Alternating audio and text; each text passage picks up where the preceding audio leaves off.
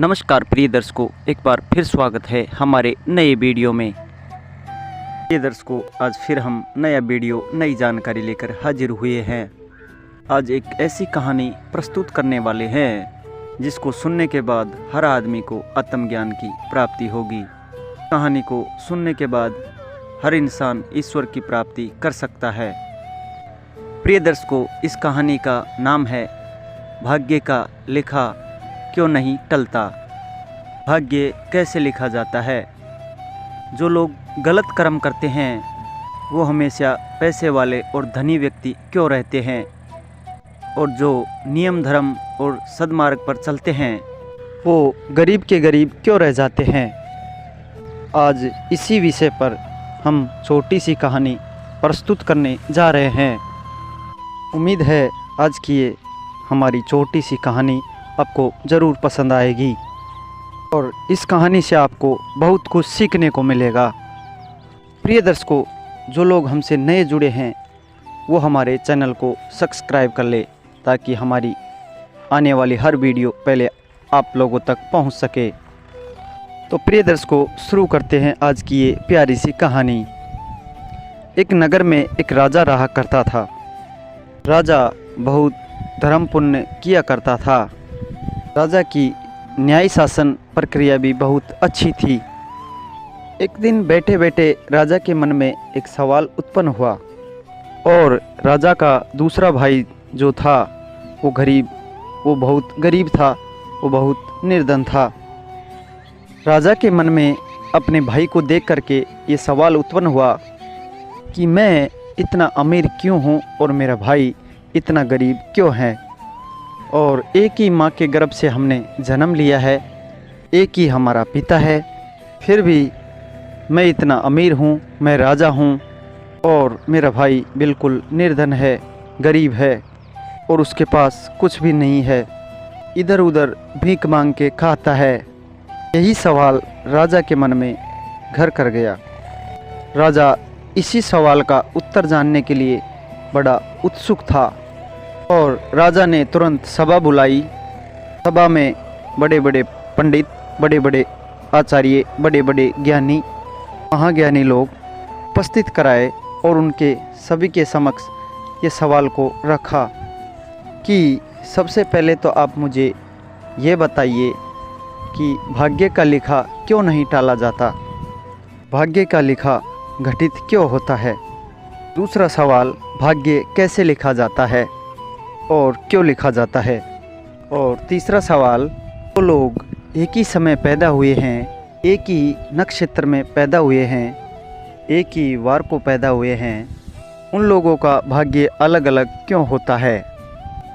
3 सवाल राजा ने बड़े बड़े ज्ञानी, पंडित, महाज्ञानी और विद्वान लोगों के सामने रख दिए। सभा में सन्नाटा फसरा रहा। कोई भी व्यक्ति उत्तर देने में सक्षम नहीं था। राजा सभी पंडित लोगों से, सभी विद्वान लोगों से बार बार यही सवाल कर रहा था, लेकिन कोई भी व्यक्ति उन सवालों का उत्तर देने को तैयार नहीं था। सभी लोग शांति और चुप से बैठे रहे। अंत में जाकर के सभा में एक बुजुर्ग आदमी खड़ा हुआ। उन्होंने हाथ जोड़कर राजा को प्रणाम किया। प्रणाम करते हुए बोले कि हे राजन, सवाल का जवाब इस सभा में आपको नहीं मिलेगा।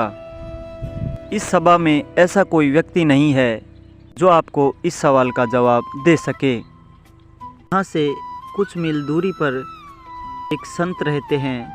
यहाँ से कुछ मील दूरी पर एक छोटी सी पहाड़ी पर एक संत रहते हैं। यदि आप उनके पास जाते हैं तो आपको इन सवालों का जवाब मिल जाएगा। राजा ने तुरंत सभा समाप्त करी और वहाँ से घोड़े पर सवार होकर के उन संत से मिलने के लिए चल दिया। चलते चलते राजा उस पहाड़ी तक पहुँच गए जिस पहाड़ी पर वो संत रहा करता था। उन संत को जाकर के राजा ने ढोक प्रणाम आदेश किया और यही तीनों सवाल संत के समक्ष रख दिए।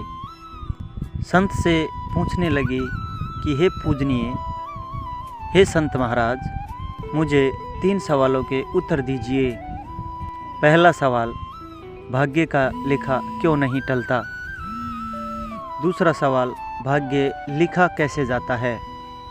और तीसरा सवाल, जो लोग एक साथ पैदा हुए हैं, एक नक्षत्र में पैदा हुए हैं, एक वार को पैदा हुए हैं, ऐसे दो लोगों का भाग्य अलग अलग क्यों होता है। और संत महाराज शांति से बैठे रहे, धुएं में से आग उठा उठा करके खाते रहे, आग के अंगारे खाते रहे। संत महाराज राजा पर जाकर के अंत में बहुत क्रोधित हो गए और राजा से कहा कि हे राजन, यहाँ से तुरंत चले जाओ, इसी में तुम्हारा भला है। और दबादब आग के गोले खाते रहे और कहा, यहाँ से कुछ मील पर एक व्यक्ति रहता है और वो मरने वाला है। यदि आप समय रहते उनके पास पहुँच जाए, आपको इन सभी सवालों के जवाब वहाँ मिल सकते हैं। राजा तुरंत घोड़े पर सवार होकर के उस गांव तक पहुंच गया जहां वो व्यक्ति रहता था। जाके देखा तो वो व्यक्ति लेटा हुआ था, बड़ा ही पीड़ित था, कुछ ही सांसें बाकी थी। राजा ने तुरंत जाकर के उस व्यक्ति से पूछा, यही 3 सवाल उसके समक्ष रखे। ए भाई, मुझे इन 3 सवालों के आप जवाब दीजिए। पहला सवाल, कर्म का लेखा क्यों नहीं टलता। दूसरा सवाल, कर्म क्यों और कैसे लिखा जाता है। और तीसरा सवाल, 2 लोग एक ही समय और एक ही नक्षत्र में एक ही वार को पैदा हुए, उन दोनों का भाग अलग अलग क्यों होता है। वो व्यक्ति राजा को देख करके मुस्कुराने लगा और राजा से कहने लगा, हे राजन, शायद आपको इस बात का मालूम नहीं है, लेकिन मुझे इस बात का मालूम है। मुझे इस बात का पूर्णतः ज्ञान है क्योंकि मैं मरने वाला हूँ। मेरे सामने यमराज खड़े हैं और मुझे पिछले जन्म की, इस जन्म की जितनी भी घटनाएं हैं, जो कर्म हमने किए हैं, वो हमारे समक्ष हैं। व्यक्ति राजा से कहने लगा, हे राजन, पिछले जन्म में हम 3 भाई थे। सबसे बड़ा जो आपको साधु मिला है, जो आपके अंगारे खा रहा था, सबसे बड़ा भाई वो है। उनसे छोटे आप हैं और आपसे छोटा मैं हूँ। हम तीनों एक ही माँ की संतान थे। हम तीनों एक साथ बैठे हुए थे, भोजन की तैयारी कर रहे थे। भोजन हमारे समक्ष रखा हुआ था। तभी उसी समय एक भिक्षुक हमारे द्वार पर आया था। भिक्षुक ने आके कहा, मुझे भूख लगी है, मुझे भोजन दे दीजिए, भोजन खिला दीजिए। उस वक्त सबसे पहले बड़े भाई ने कहा था, यदि मैं तुम्हें भोजन दे दूंगा तो क्या मैं अंगारे खाऊंगा। आज वो व्यक्ति अंगारे ही खा रहा है और अंगारे खाते खाते ही वो मर जाएगा। दूसरा व्यक्ति मैं हूँ।